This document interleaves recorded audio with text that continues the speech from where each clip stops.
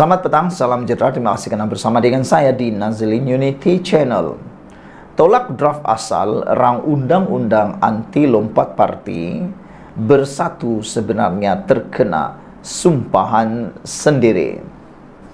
Bekas pemimpin UMNO yang dipecat iaitu Khairi Jamaluddin mendakwa bersatu ketika menjadi kerajaan menolak peruntukan dalam draft asal rang undang-undang anti lompat parti yang menyebabkan parti itu kini berdepan dengan masalah. Dakwa bekas Menteri Kesihatan itu, pemimpin bersatu bertegas menolak klausa yang memerlukan ahli parlimen mengosongkan kerusi mereka jika mereka bertentangan dengan prinsip dan pendirian ketua whip parti mereka di Dewan Rakyat. Menurut draft asal, seseorang ahli parlimen itu dianggap bahawa telah melanggar undang-undang dan kena kosongkan kerusi mereka. Tahu tak ironi dia, bila dibawa ke Jemaah Menteri untuk dibincang draft ini, antara yang paling lantang menentang draft ini adalah ahli-ahli parlimen daripada Bersatu. Ahli-ahli adalah menteri-menteri daripada Bersatu. Menteri-menteri daripada Bersatu daripada Perikatan Nasional sekarang, kata Khairi Jamaluddin. Atas alasan mereka tak nak bagi klausa atau kuasa terlalu besar kepada parti, kata Khairi pada episod terbaru rancangan Keluar Sekejap. Khairi berkata bekas menteri yang sama telah menjadi mangsa kepada draft undang-undang versi yang mereka diluluskan pada akhirnya, yang kini dilaksanakan dan dikuatkuasakan. Kita pujilah Menteri Undang-Undang ketika itu, iaitu Tan Sri Wan Junaidi Tuanku Jaafar, kerana mempunyai pandangan jauh tutup lompong ini. Tapi lompong itu tertinggal besar. Dia punya lubang dan tak ada apa yang PN boleh buat. Sebab sekarang ini ahli-ahli parlimen ini akan menjadi ahli parlimen zombie. Maknanya dia bersatu tak boleh pecat dia. Maknanya bersatu tak boleh pecat dia, dia tak boleh masuk PN, kata Khairi lagi. Dia cuma hidup macam itulah, hidup zombie, dan dia akan ada dapat peruntukan. Itu saja, kata Khairi Jamaluddin. Bersatu kemarin menggesa, Akta Anti Lompat Parti dikaji semula. Berikutan 4 ahli parlimennya mengumumkan sokongan mereka kepada Perdana Menteri Anwar Ibrahim.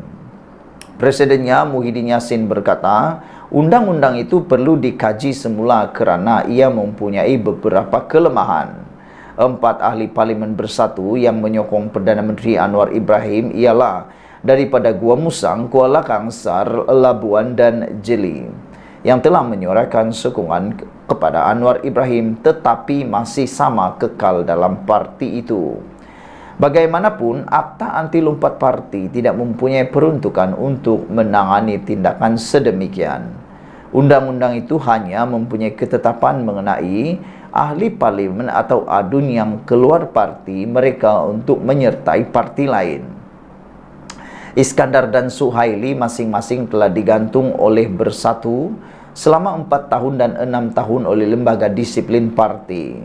Perkara 49 dalam Perlembagaan Persekutuan merupakan pindaan baru yang digubal untuk menghalang ahli parlimen daripada bertukar parti. Ia tidak menghalang seseorang ahli parlimen daripada mengundi bertentangan dengan arahan partinya sendiri. Peruntukan tersebut digubal dalam 2 bahagian, iaitu Perkara 49A dalam kurungan 1 dan Perkara 49A dalam kurungan 2. Fasal 1 Perkara 49A memperuntukkan bahawa seseorang ahli Dewan Rakyat hendaklah berhenti menjadi ahli Dewan Rakyat itu dan kerusinya hendaklah menjadi kosong jika ahli parlimen tersebut yang pertama, setelah dipilih ke Dewan Rakyat sebagai anggota suatu parti politik, dia melepaskan keanggotaan sebagai atau tidak lagi menjadi anggota parti politik itu, atau setelah dipilih ke Dewan Rakyat bukan sebagai anggota parti politik, yaitu calon bebas, dia menyertai parti politik sebagai ahli. Tiada PRK kekal ahli parlimen. Fasa 2 perkara 49A pula menyatakan tiada pengecualian di mana keahlian seseorang ahli parlimen dalam Dewan Rakyat itu tidak terhenti hanya disebabkan oleh pembubaran atau pembatalan pendaftaran parti politiknya, pelepasan keanggotaan ahli parlimen itu daripada ahli parti politiknya apabila dia dipilih sebagai yang dipertua Dewan, pemecatannya daripada keanggotaan dan parti politiknya. Sementara itu, Khairi berkata, undang-undang itu tidak meliputi alasan di sebalik penyingkiran seorang ahli parlimen, tetapi hanya jika parti memecat mereka. Saya percaya dan yakin mungkin Perdana Menteri ada penasihat undang-undang yang hebat yang kata, Datuk Seri, ini adalah loophole yang terbaik yang kita boleh guna tanpa kita cetuskan pilihan raya kecil. Sebab kalau trigger by election di kawasan macam Jeli dan Gua Musang, itu memang confirm lah ahli parlimen ini akan keola kepada BNPH ini. Jadi dia tak nak cetuskan pilihan raya kecil, dia nak juga mereka ni kekal sebagai YB, katanya. Menurut Khairi lagi, walaupun Bersatu mahu membuat percaturan politik dengan memecat 4 ahli parlimen itu, namun mereka tetap akan kekal sebagai ahli parlimen. Malah lebih mudah untuk mereka jadi ahli PKR atau mana-mana dalam parti PH, jelasnya. Muhyiddin berkata Bersatu telah mengumpulkan bukti berhubung dakwaan rasuah dan ugutan di sebalik keputusan. Ahli parlimen parti itu menyuarakan sokongan kepada Anwar. Sokongan 4 ahli parlimen Bersatu itu menjadikan seramai 150 ahli parlimen menyokong Anwar, lebih 3 kerusi yang diperlukan untuk menguasai majoriti 2/3 di Dewan Rakyat. Saudara-saudara sekalian, ini adalah satu keputusan yang amat mengejutkan kita. Sehingga kan Khairi Jamaluddin kata Bersatu terkena sumpahan sendiri, tolak draft asal rang undang-undang anti lompat parti. Terpikir juga sayang, kalaulah parti Bersatu Muhyiddin Yassin tidak menolak draft asal rang undang-undang itu, pasti kesemua 4 ahli parlimen daripada Bersatu itu tidak akan sekali-kali berani untuk meninggalkan ketua whip mereka. Namun apakan daya, nasi sudah menjadi bubur, menyesal pun sudah tidak berguna lagi. Semoga ianya menjadi pengajaran kepada ramai orang. Sekian dulu untuk kali ini. Jangan lupa tinggalkan komen Anda, tekan butang subscribe. Malaysia kita punya, kita juga sama-sama cintai Malaysiaku. Bye-bye. Selamat petang, salam sejahtera. Terima kasih kerana bersama dengan saya di Nazilin Unity Channel. Isu yang paling hangat petang ini ialah, adakah benar Tun Mahathir Mohamad akan menggantikan semula Muhyiddin di Parti Bersatu? Persoalan ini mula timbul sejak kemarin apabila ada satu berita dalam Harapan Daily menulis Mahathir lebih relevan berbanding Muhyiddin. Itu kata-kata Puan.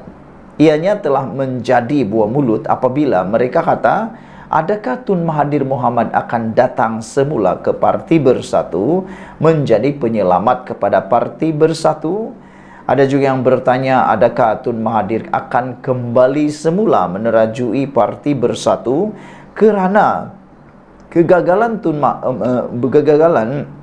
Muhyiddin Yassin untuk menjaga dan mempertahankan ahli-ahli parlimen dalam Parti Bersatu. Mahathir lebih relevan berbanding Muhyiddin, kata Puan. Apa pendapat anda? Adakah anda sependapat dengan Puan Zarkasi?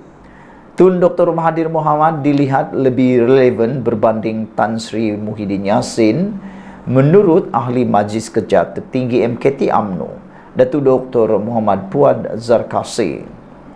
Beliau berkata Mahathir dilihat lebih relevan kerana ahli politik berusia 98 tahun itu dilantik menjadi penasihat 4 negeri di bawah PAS, iaitu SG4. Muhyiddin kecewa dan terpinggir. Ramai yakin kenyataan Razali Idris, Ketua Penerangan Bersatu, agar Muhyiddin dan Najib bekerja sama adalah arahan Muhyiddin.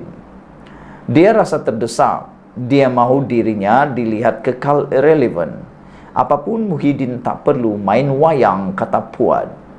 Jangan bermimpi untuk bekerja sama dengan Najib. Semua orang tahu dia tak ikhlas dan jujur, kata Puad. Memang Muhyiddin sudah tidak relevan, tulisnya di Facebook hari ini. Untuk rekod, Tun Mahathir Mohamad pernah mentadbir negara sebanyak 2 kali, yaitu sebagai Perdana Menteri keempat dan yang ketujuh. Beliau mengulas jawatan Perdana Menteri pada 1981 hingga 2003, manakala menjadi Perdana Menteri yang ketujuh dari tahun 2018 hingga tahun 2020 sebelum terjadinya langkah Sheraton. Dalam perjalanan politik Muhyiddin pula, beliau juga pernah memegang jawatan sama, yaitu Perdana Menteri dengan Mahathir, yaitu sebagai Perdana Menteri yang ke-8 dari tahun 2020 hingga 2021. Tapi ada netizen kata itu pun melalui langkah tebuk atap. Hari ini FMT melaporkan pemimpin UMNO menolak kemungkinan Najib dan Muhyiddin akan bekerja sama semula disebabkan permusuhan panjang antara mereka. Menurut dua pemimpin yang enggan dinamakan itu, orang ramai tidak patut percaya. Cakap-cakap berhubung kemungkinan kedua-duanya bekerja sama semula. Seorang pemimpin menyifatkan ia sekadar cubaan bersatu untuk meningkatkan kelayakannya. Kekuatan mereka semakin merosot kerana lebih ramai ahli parlimen bersatu berikrar menyokong Anwar Ibrahim. Mereka takut PAS hilang kepercayaan kepada mereka, katanya. Mungkin mereka percaya dengan menggembar-gemburkan kemungkinan Muhyiddin dan Najib bekerja sama semula, mereka boleh memastikan PAS kekal dalam Perikatan Nasional PN, katanya. Pada 4 November lalu, penyokong Najib atau dikenali sebagai Bosku meletakkan harapan agar bekas Perdana Menteri itu dan Muhyiddin membuka lambaran baharu dan bergerak bersama demi negara serta rakyat. Presiden Pertubuhan Jalinan Perpaduan Negara Malaysia, Syed Muhammad Imran Syed Abdul Aziz berpandangan, Malaysia akan lebih hebat jika dua bekas pemimpin nombor 1 negara itu bersatu ketika rakyat sedang berdepan masalah ekonomi dan kos sara hidup. Beliau menyuarakan perkara itu selepas Muhyiddin yang juga pengerusi Perikatan Nasional mendoakan kesembuhan Najib yang kini sedang dirawat di Hospital Kuala Lumpur akibat COVID-19. Sekian dulu untuk kali ini. Jangan lupa tinggalkan komen anda, tekan butang subscribe. Malaysia kita punya, kita jaga sama-sama. Malaysia Madani. Bye-bye.